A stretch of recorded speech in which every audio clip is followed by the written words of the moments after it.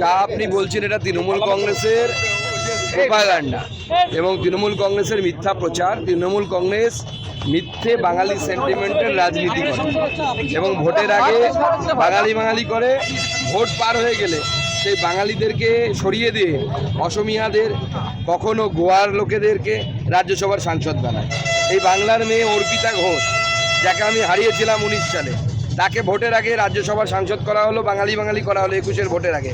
যেই 21-এর ভোট পার হয়ে গেল, তাকে সরিয়ে দিয়ে একটি অহমিয়া মেয়েকে নিয়ে এসে তার জায়গায় বসিয়ে দেওয়া হলো রাজ্যসভাতে। গোয়া থেকে প্রাক্তন কংগ্রেসের নেতা, তাকে তুলে এনে রাজ্যসভার সাংসদ করা হলো। অর্থাৎ মমতা বন্দ্যোপাধ্যায়ের বাঙালি সেন্টিমেন্ট হচ্ছে পুরোটাই ভোট ব্যবসার জন্য বাঙালি সেন্টিমেন্ট।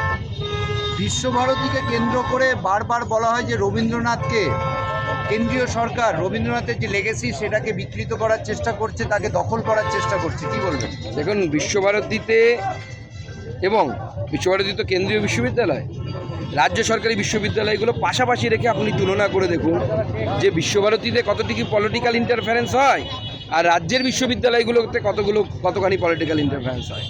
সুকান্ত মজুমদার কবার বিশ্বভারতীতে আসেন আর ওখানে গিয়ে ভিসি, রেজিস্ট্রার এদের সাথে দেখা করেন, নানা রকম মিটিং করেন, মাল কামানোর ব্যবস্থা করেন। আর তৃণমূল কংগ্রেসের নেতা মন্ত্রীরা কোনভাবে বিশ্ববিদ্যালয়কে ব্যবহার করে।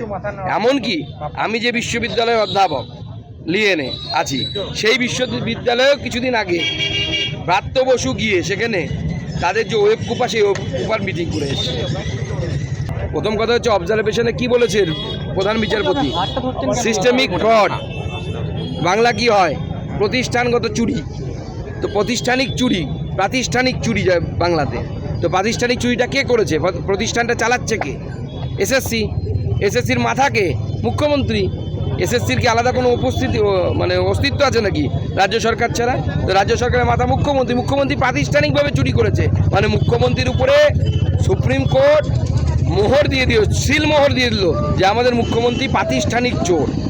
এতদিন পর্যন্ত বিজেপি চোর বলতো, এবার সুপ্রিম কোর্ট আমাদের মুখ্যমন্ত্রীকে ঘুরপথে প্রাতিষ্ঠানিক চোর এই সিলটা দিয়ে দিল। এখন থেকে মমতা বন্দ্যোপাধ্যায় সার্টিফাইড চোর। দ্য সহজ পাঠ, সহজ কথা, সঠিক তথ্য।